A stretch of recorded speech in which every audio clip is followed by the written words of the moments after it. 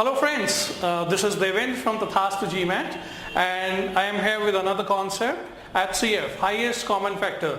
Let's see what this HCF is and what sort of questions GMAT can ask you based on that particular topic. Okay, let's start with. So here I am trying to find out HCF for two numbers. One is 100, another one is 40.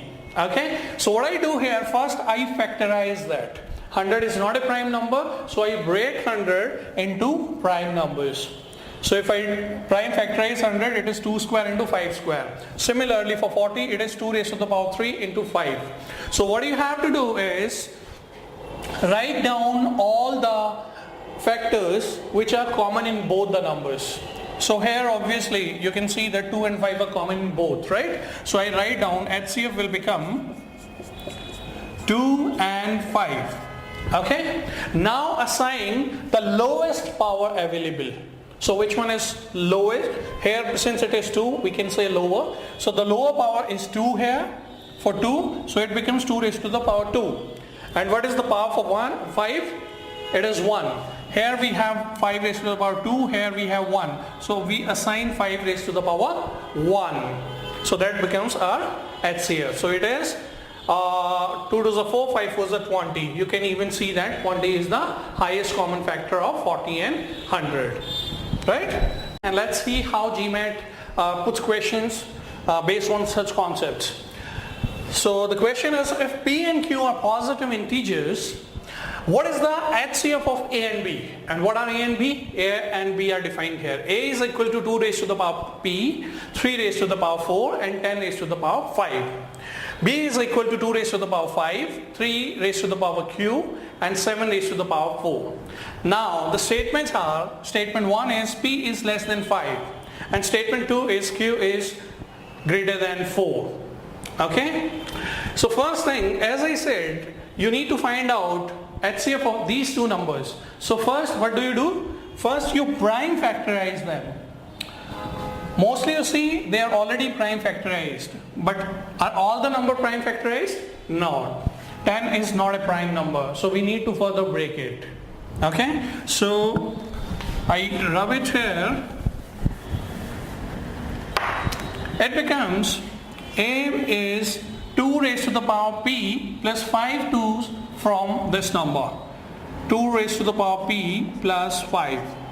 Then 3 raised to the power 4 and 5 raised to the power 5. And B is 2 raised to the power 5 and 3 raised to the power Q and 7 raised to the power 4. For HCF, as I said, first write down all the common factors. So common 2 is common here.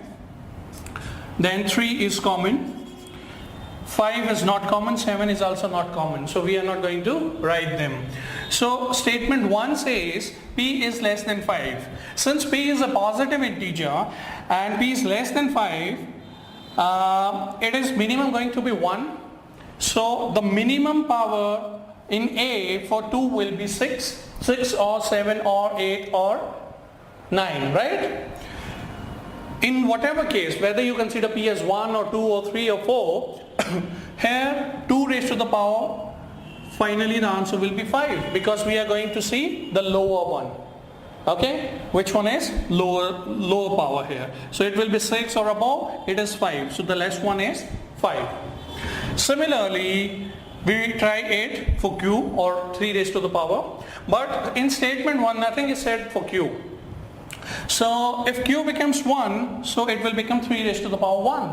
If Q becomes 2, then it will become 3 raised to the power 2. If Q becomes 5, then the lower one will become 3 raised to the power 4. So it will become 4. So nothing is defined for 3 here in this case. If we consider Q as 1 or 2 or 3, the HCF is changing. It means the statement is not sufficient because it is giving me different answers for this HCF. But let's assume, consider statement 2. This says Q is more than 4. If Q is more than 4, for example 5, because they are integers, 5 or 6 or 7 or whatever, then what will be 3 raised to the power 4 in the HCF? It is definitely going to be 3 raised to the power 4 only because we need to consider the lower one. So it is fixed, right? And how about this? Do we really require information about P also? Let's see. Since it is already said P is a positive integer, definitely this time also it is going to be more than 5, 6 or above. And here it is already given 2 raised to the power 5. So this is 6 or above, this is 5. Which one is the lower one? Definitely 5.